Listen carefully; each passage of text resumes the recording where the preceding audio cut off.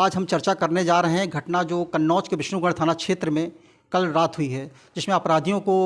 दबोचने गए पुलिस पर 30 round firing की गई और उस घटना के दौरान एक सिपाही घायल हुआ जिसकी आज मौत हो गई। इस तरह की दुस्साहसिक घटना किस तरह से बढ़ रही है, इस पर चर्चा करने के लिए आज हमारे साथ और कार्यालय में हैं कानपुर प्रेस क्लब के अध्यक्ष सरज वाजपेयी जी, जिन्होंने अपने लंबे समय में क्राइम की रिपोर्टिंग की है। आखिर उनसे जानने का प्रयास करते हैं कि इस तरह की घटनाओं का कारण क्या है। सरज वाजपेयी जी, आपका जो कार्यालय में स्वागत है। सबसे पहले भैया हम ये जानना चाहते हैं कि इस तरह की घटना क्यों बढ़ रही हैं। देखिए, जब भी अपराधी राजनीतिक चोला ओढ़ लेगा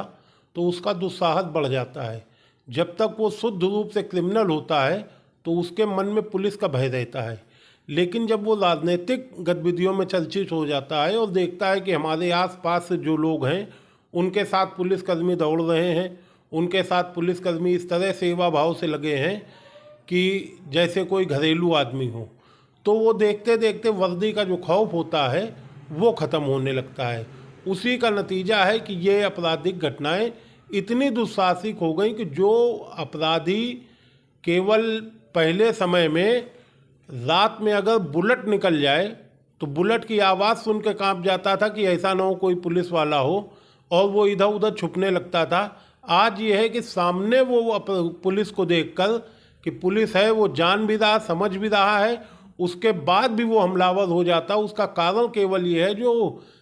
अपराधियों का राजनीतिकरण हो रहा है और ऐसे लोगों को राजनीतिक दल समर्थन दे रहे हैं। जब तक ये नहीं खत्म होगा तब तक इस दुस्साहसिक घटनाएं रोक पाना मुश्किल सा है। तो क्या सर ये माना जाए कि कहीं ना कहीं बड़े अपराधी किसी बड़े नेता या किसी राजनीतिक दल के संरक्षण में आ जाते हैं? जब वोट के लिए विधायक के प्रत्याशी या अन्य जो लोग भी हैं वो हमेशा ये देखते हैं कि कौन प्रभावशाली है। हम अगर बिकरू कांड की चर्चा करें, जिसमें कि कानपुर में हुआ था अभी बिकरू कांड, सभी की याद ताज़ा है वो,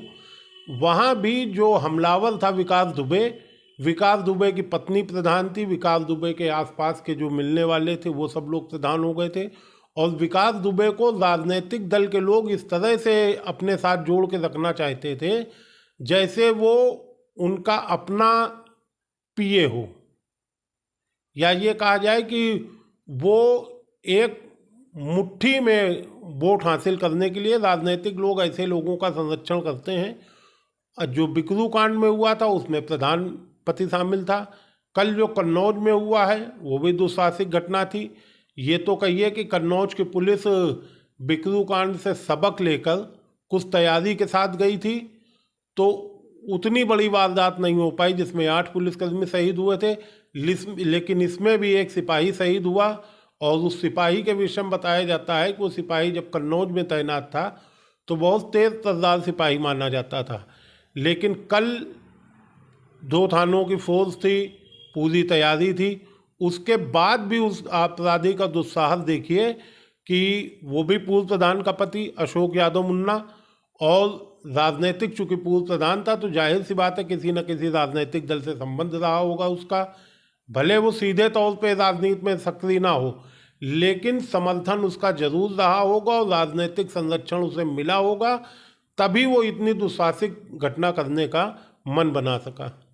इसमें भैया हम ये जानना चाहते हैं आपसे कि ये 30-30 राउंड फायरिंग चल रही है, इतना हथियार, इतना जो गोला बारूद अगर घर के अंदर है तो क्या इसका पहले से क्या वो जो वहाँ के स्थानीय थाना क्षेत्र की जानकारी इसके संदर्भ में नहीं होगी? वही बताया ना कि जब राजनीतिक संरक्षण किसी अपराधी को मिल जाता है तो वो पुलिस भी इस प्रयास में लग जाती कि इसको हम अपने मुखबिर के तौर पे इस्तेमाल करें। और अपराधी जो होता है वो चूँकि पुलिस का भय पहले देख चुका होता है, वो छोटी मोटी पंचायतें कराने लगता है। कल जो कन्नौज के बिशुनगढ़ थाना क्षेत्र में ये घटना हुई है, जैसा वहाँ के लोग बता रहे हैं, मतलब मेरे इन्फॉर्मर बता रहे हैं कि करीब 20 दिन पहले मैनपुरी पुलिस उसके यहाँ वारंट लेके आई थी, तो एक दरोगा 2 सिपाही थे, उसने केवल राइफल बंदूक लेके धमका के उन लोगों को वापस कर दिया था। वो पुलिस इसलिए आई थी जो सामंजस्य ना होता है थानों की पुलिस के बीच में, वो भी एक इस तरह की घटनाओं का कारण बनता है। जब बाहर की पुलिस आती है तो 4 सिपाही एक दरोगा आए, वो सोचते हैं कि मैं इसको पकड़ के ले जाऊंगा, अपने यहाँ गुटवर्क दिखाऊंगा। अगर वो जब मैनपुरी की पुलिस आई थी तब बिशुनगढ़ थाने की या छिबरामऊ मऊ पुलिस को विश्वास में लेके वहाँ की जीडी में अपना तस्करा डाल के गई होती, तो जाते ही जब पुलिस पे उसने वो हमलावर हुआ या धमका के उन दरोगा सिपाही को वापस कर दिया, अगर वो लौट के उसी बिशुनगढ़ थाने में जीडी में तस्करा डाल के गए होते और वापसी में आके उसके खिलाफ मुकदमा लिखाते, तो पुलिस थोड़ा उस पर और दबाव बनाती। उस घटना जब 20 दिन पहले वो एक बार दरोगा सिपाही को धमका के भगा चुका है, तो कल जब ज़्यादा फोर्स हुई तो वो हमलावर हो गया, और हमलावर होने का नतीजा ये रहा कि पुलिस मान के चलती है कि अपराधी जल्दी जल्दी हमलावर नहीं होगा, वो भी जो कभी कभी संपर्क में रहता हो, पूर्व प्रधान का पति हो। लेकिन राजनीतिक संरक्षण में आने के बाद अपराधी इतना दुस्साहसी हो जाता है, वो पुलिस का जो भय है वो उसके मन से निकल जाता है। कल भी जो घटना हुई ये दुस्साहसिक घटना है, इसमें कड़ी से कड़ी सजा मिलनी चाहिए इसको, और बिकरू कांड जैसी ही कार्रवाई होनी चाहिए। जिस तरह से बताया जा रहा है कि उसने जब पत्नी को प्रधान बना लिया है, उसके बाद खेत में ही एक फार्म हाउस जैसा घर बना लिया था कि चारों तरफ खेत, बीच में घर, कि कोई उसके आसपास आ ना पाए। अब ऐसे पे क्या योगी सरकार कार्रवाई करती है देखने वाला होगा, लेकिन घटना बड़ी हुई है, इसका जवाब पुलिस को ऐसा करना चाहिए कि आसपास के, क्योंकि कन्नौज से लगी हुई बेल्ट फर्रुखाबाद की है, बिशुनगढ़ का बॉर्डर पड़ता है फर्रुखाबाद लगभग, और फर्रुखाबाद मतलब जो क्रिमिनल ट्राइब लोग होते हैं, घुमंतू अपराधी जिन्हें बोलते हैं, उनका गढ़ रहता है। तो ऐसे लिए इसमें पुलिस की जिम्मेदारी है कि इसमें कठोरतम कार्रवाई करे। अब क्या कार्रवाई करती है, जो इतना दुस्साहसिक अपराधी है वो पुलिस को कोर्ट ले जाते समय भी पुलिस से भिड़ सकता है। पुलिस ने कल तो तत्काल कार्रवाई करके उसको, उसके